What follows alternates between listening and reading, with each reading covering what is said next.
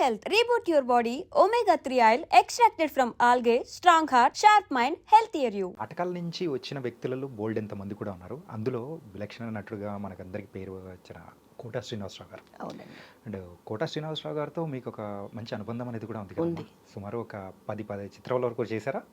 ఒక 8 సినిమాలు చేశాను. 8, 9 చేశాను. ఎలా ఉండేదమ్మా?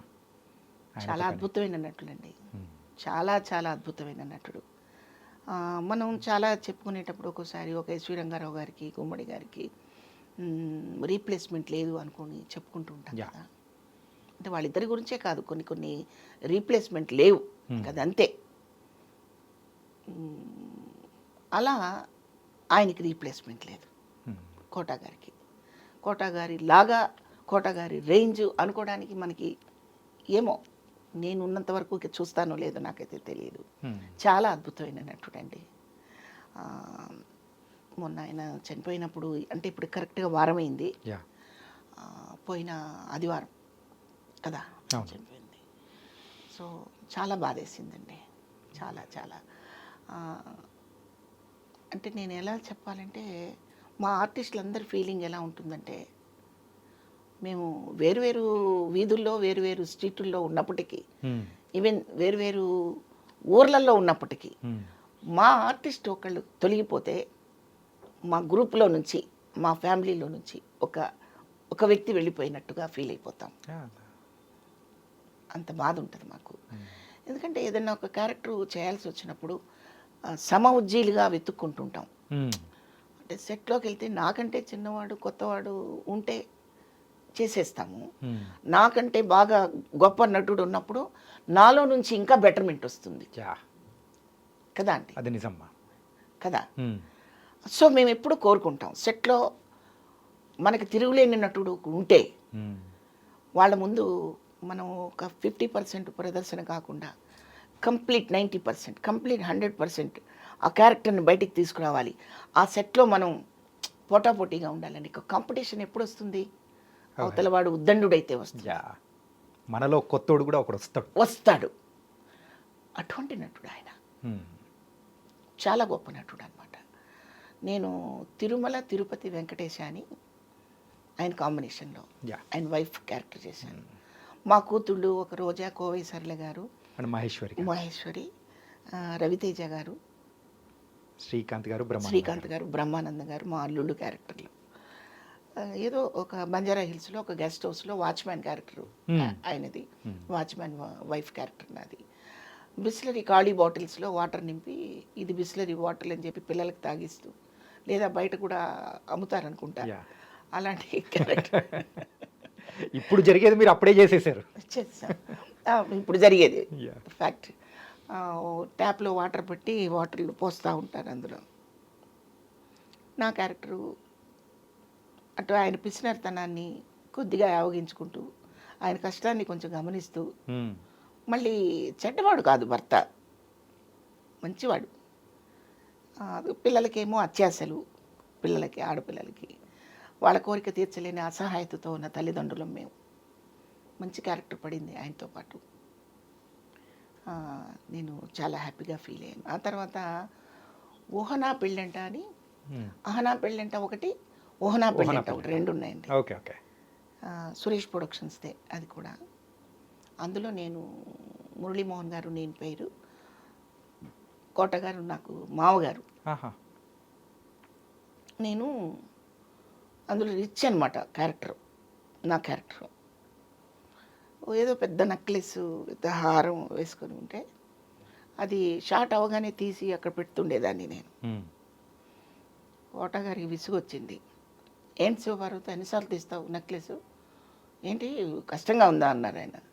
కాదండి, బాగా ఇచ్చింగ్గా ఉంది, అందుకని షార్ట్కి ముందు పెట్టుకుందాం అని తీసాను అనగానే, రామారావు గారి గురించి తెలుసా నీకు అన్నారు ఆయన.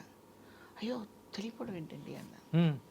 కిరీటం పొద్దున పెట్టి సాయంత్రం దాకా తీసేవాడు కదా ఆయన, ఇంకొక నెక్లెస్ అంత బరువు ఉందా అనేవారు ఆయన. అంటే నువ్వేంటి తీసి పడేస్తావు పక్కన అన్నారు. లేదండి, నేను నగ మాత్రమే తీశానండి, క్యారెక్టర్ని తీయలేదు అన్నాను. ఆయన అక్కడ చాలా మెచ్చుకున్నారు తెలుసా అండి. నేను నగ మాత్రమే తీశానండి, క్యారెక్టర్ తీయలేదు, క్యారెక్టర్లోనే ఉన్నాను నేను అనగానే ఆయన హగ్ చేసుకొని, జంజాల్ గారు చూసారా స్టేజ్ ఆర్టిస్ట్ అంటే మరి అదే, చూడండి నాకు ఇచ్చేసింది కౌంటర్ అన్నారు ఆయన. అయ్యయ్యో కౌంటర్ కాదండి, కౌంటర్ కాదండి, అదేలే నువ్వు నాకు కౌంటర్ ఇచ్చాలే అంటారు. అలా ఒక స్ట్రైట్గా మాట్లాడటము, లోపల ఒకటి మనసులో ఒకటి పెట్టుకొని మాట్లాడటం ఆయనకి తెలియదండి. స్ట్రైట్గా ఉంటారు ఆయన. కోట శ్రీనివాసరావు గారు అనేటప్పటికి ముక్కుసూటి వ్యక్తి, ఏదున్నా కానీ మనసులో దాచుకోకుండా ఎంత పెద్దటి మాట అయినా కానీ స్ట్రైట్ ఫార్వర్డ్గా వేదిక ఏదైనా కానీ ఆ వ్యక్తి గురించి అయినా అట్లే చెప్పేవాడు. అవునండి. అట్లాగే ఆర్టిస్ట్ని గమనిస్తారండి ఆయన. మంచి ఆర్టిస్ట్ వీళ్ళు అనుకుంటే మాత్రం చాలా ప్రేమగా ఉంటారు. ఆ క్యారెక్టర్ చేయటం లేదు అనుకుంటే మనకు ఆయన ఫేస్లోనే తెలిసిపోతుంటుంది. అంటే వీళ్ళు క్యారెక్టర్లో ఇన్వాల్వ్ అవ్వట్లేదు, చేయటం లేదు అని కోపం ఉండేది ఆయనకి. నేను ఆ రెండూ చూశాను ఆయనలో. ఇంకా తర్వాత తెలుగు భాష మీద, తెలుగు కల్చర్ మీద, తెలుగు ఆర్టిస్టుల గురించి ఒక పెద్ద తపన ఉండేదండి ఆయనకి. అది నిజమ్మా. మీరు చాలాసార్లు చెక్ చేసుకోండి, ఎటువంటి సభలోనైనా మా తెలుగు వాళ్ళకి ఎందుకయ్యా మీరు ప్రయారిటీ ఇవ్వరు, చక్కగా డైలాగులు చెప్పే ఆర్టిస్టులను ఎందుకు మీరు వదులుకుంటారు అని ఒక బలమైన పోరాటం చేశారు ఆయన. అయితే ఆ పోరాటం ఎంతవరకు సక్సెస్ అయిందనేది మనకు తెలుసు. అది పోరాటంగానే మిగిలిపోయింది, అది పెద్దగా సక్సెస్ అవ్వలేదు. మన వాళ్ళకి తల్లులు కూడా మోడ్రన్గా కనిపించాలి. ఇప్పుడు ఆ పరిస్థితి వచ్చింది. తల్లులు కూడా ఉదార్థంగా కనిపిస్తే ఎందుకులే అనుకుంటున్నారు ఏమో మరి నాకు తెలియదు.